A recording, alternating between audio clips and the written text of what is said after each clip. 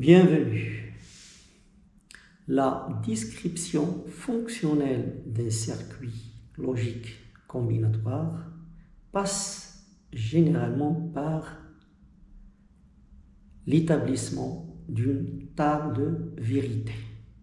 Alors, qu'est-ce que c'est qu'une table de vérité? Bon, si on fait un tableau qui énumère les valeurs prises par la sortie ou plusieurs sorties d'un circuit donné en fonction des différents codes d'entrée.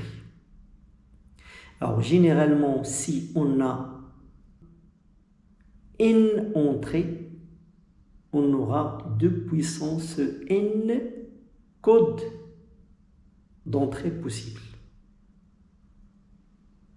Et au niveau de la sortie, on aura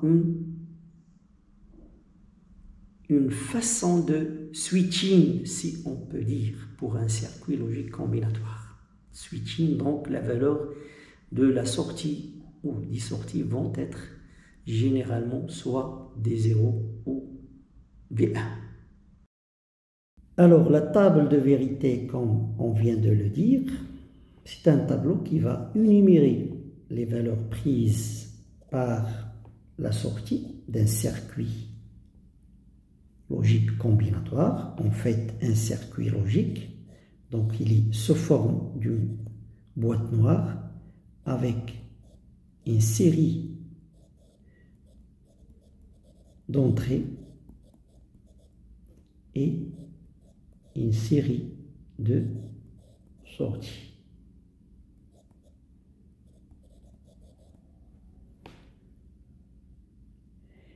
Et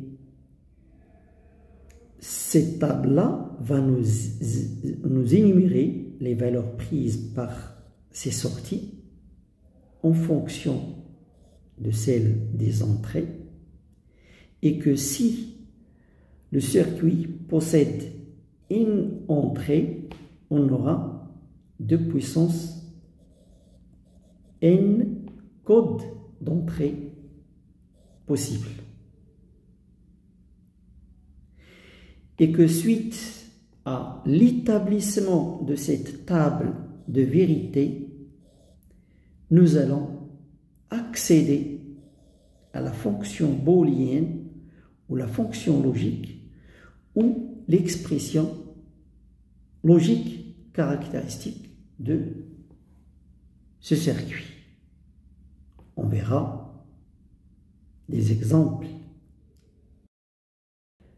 Alors voilà un exemple simple de table de vérité.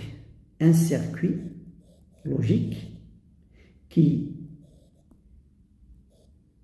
a 2 entrées qui sont X, Y et une sortie F.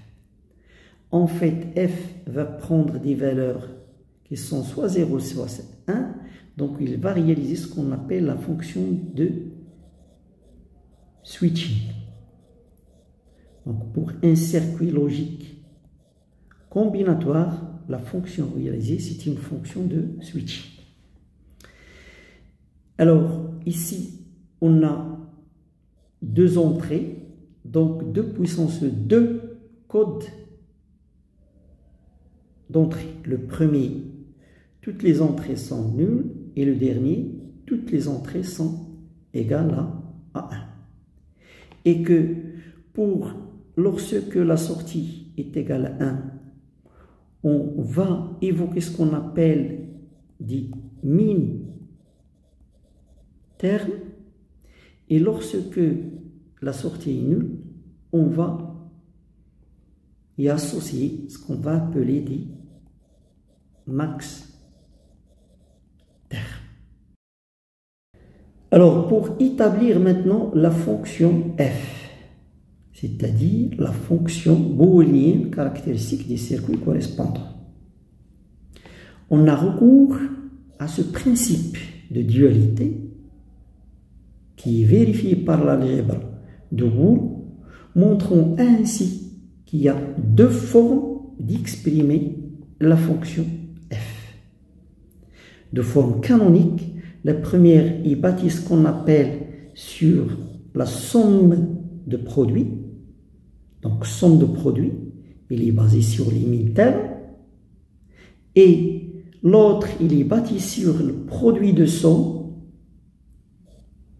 qui est basé sur les max termes. Alors, dans une table de vérité, on va numéroter les lignes de la première qui va prendre le numéro 0 jusqu'à la dernière qui va prendre le numéro de puissance n-1. Ça, on va voir que c'est intéressant pour établir une écriture compacte de la fonction logique. Alors, pour un main terme, c'est quoi? C'est un terme de produit.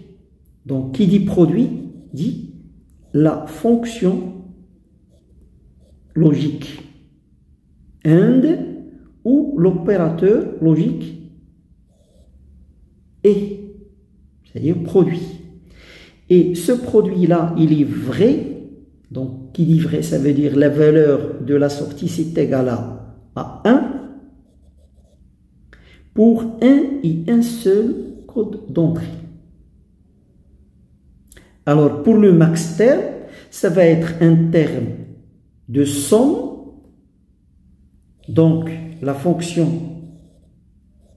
OR ou l'opérateur OU